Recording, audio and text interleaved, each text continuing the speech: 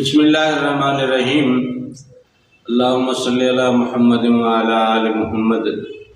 رب اشرح لی صدری ویسر لی امری واحلل عقدۃ من لسانی یفقہوا قولی۔ السلام علیکم دوستو، میں ہوں ایک عام سا مسلمان فقیر معصوم وارثی۔ دوستو، تقریباً اب کے ہر سیشن میں ہم آپ کا شکریہ ادا کرتے ہیں۔ شکریہ کا مقصد اس لیے نہیں ہے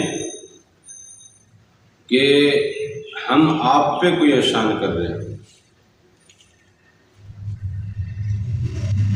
یا ہم آپ سے ہم آپ سے کچھ لے رہے ہیں، بلکہ شکریہ اس لیے ادا کرتے ہیں کہ اللہ تعالیٰ نے جو ہمیں توفیق دی اور اللہ تعالیٰ نے جو ہمیں عطا کیا، اللہ کی اس عطا کی جو ہم نے خیرات کی، وہ خیرات جس تک پہنچی تو وہ خیرات جب جہاں بھی پہنچے گی تو اس کا اجر اور ثواب اور اس کے معاملات کے حوالے سے اللہ کے ہاں ہمارے حق میں کچھ بہتر تحریر ہوگا، اور جب وہ ہمارے حق میں کچھ بہتر ہوگا تو وہ بہتری آئی کس کی وجہ سے؟ وہ بہتری آئی آپ کی وجہ سے۔ آپ نے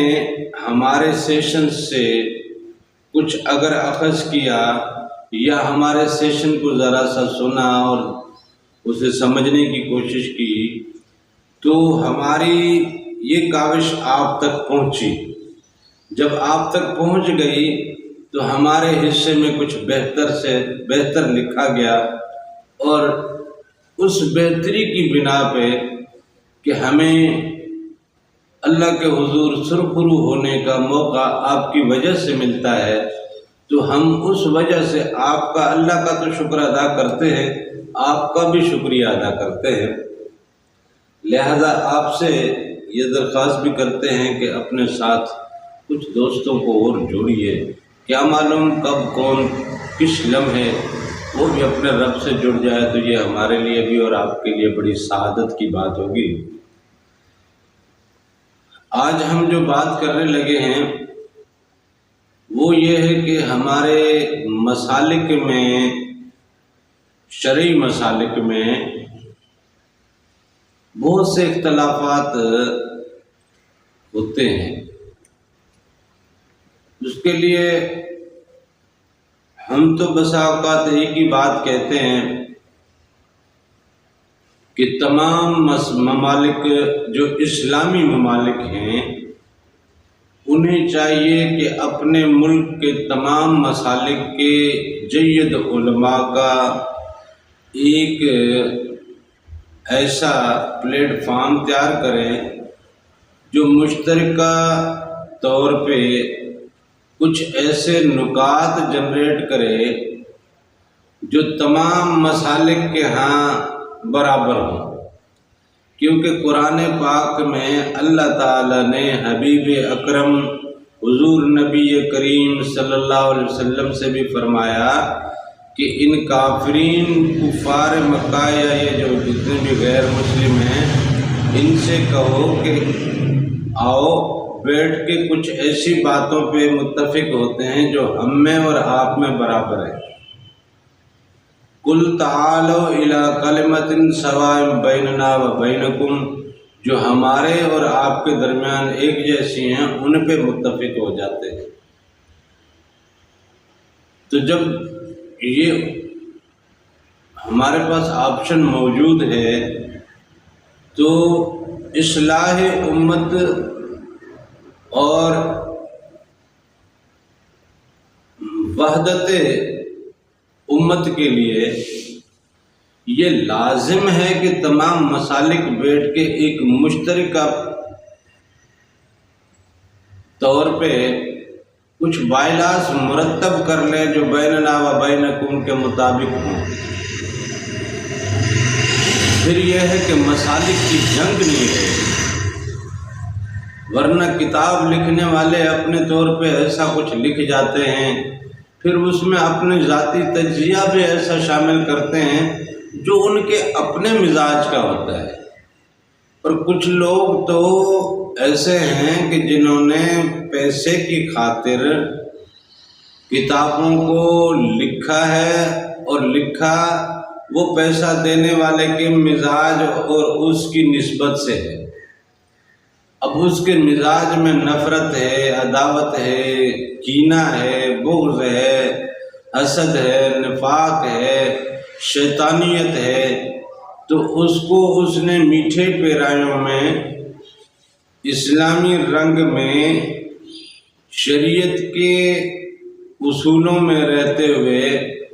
ایسے الفاظ کے چناؤ کے ساتھ تحریر کیا کہ جس سے اس کی حاصل جو ہے یا اس کا مطلب جو ہے اسے مل جائے اور امت میں بگاڑ پیدا ہو، مسالک میں تفرقہ پیدا ہو، مسالک کے مابین جھگڑے پیدا ہوں، امت پارا پارا ہو جائے، ریزہ ریزہ ہو جائے۔ اب اس بات پہ بھی بحث ہو جاتی ہے، پھر بحث رکھی جاتی ہے کہ فلاں کتاب میں یہ ہے، فلاں عالم نے یہ کہا ہے، آپ کیا کہتے ہیں؟ وہ پھر اس کی تردید میں کچھ ایسا کہہ دیتا ہے، پھر اس کے جواب میں کچھ۔ پھر آج کل تو ٹی وی پہ ایسے ٹاک شو کیے جاتے ہیں جس میں علماء آپس میں بیٹھ کے اپنے ایک دوسرے کے مسلک کے حوالے سے اس کو غلط، اس کو غلط، اس کو غلط، اس کو غلط، بجائے اس کے کہ یہی ٹاک شو مختلف مسالک کے علماء بیٹھ کے یہ کہیں کہ ہمارے مسلک میں فلاں چیز فلاں چیز فلاں چیز آپ کے مسلک سے مماثلت رکھتی ہے، دوسرے مسلک والا اپنے مسلک کی کچھ چیزیں جو ایک دوسرے مسلک کے ساتھ مماثلت رکھتی ہوں، اور اس طرح محبت اور اخوت اور پیار کا اور ایک بھائی چارے کا درس ملے، وہ تو ملتا نہیں، بلکہ اوپر سے ایسی باتیں اٹھ جاتی ہیں کہ وہ ایک دوسرے کو جناب اس میں برا بھلا کہہ جاتے ہیں اور مزید نفرت کا ماحول تیار ہوتا ہے۔ تو یہ بڑا عجیب ہے۔ اس لیے پھر فقیروں نے، آپ نے بہت ساری جگہ پہ لکھا ہوا دیکھا ہوگا، پڑھا ہوگا، بلکہ فقیروں نے تو یہی کہا، تیرے علم کتاباں نے ہم کو ہم سے دور کیا۔ یہ کتابوں نے، یہ علم نے، ان کتابوں میں چھپے ہوئے جناب ان معاملات نے،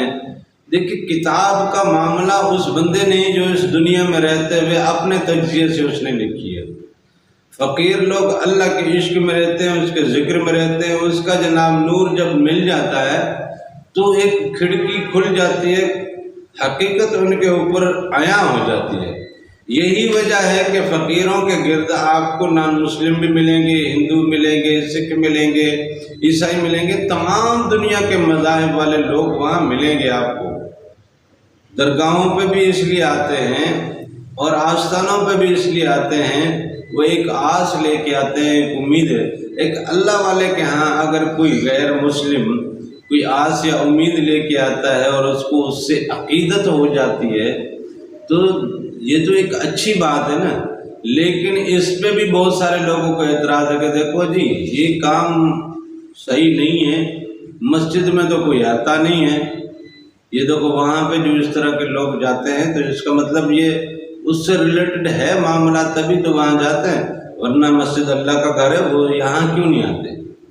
مطلب عجیب قسم کے سوال کر کے، اعتراض کر کے، پھر نفرتوں کا درس۔ تو یہ جو علم کتابوں کی کہانی ہے نا، اکثر فقیر لوگ ایسے ہوتے ہیں کہ جن کو علم عطا ہو جاتا ہے، وہ اتنے پڑھے لکھے ہوتے نہیں ہیں۔ اور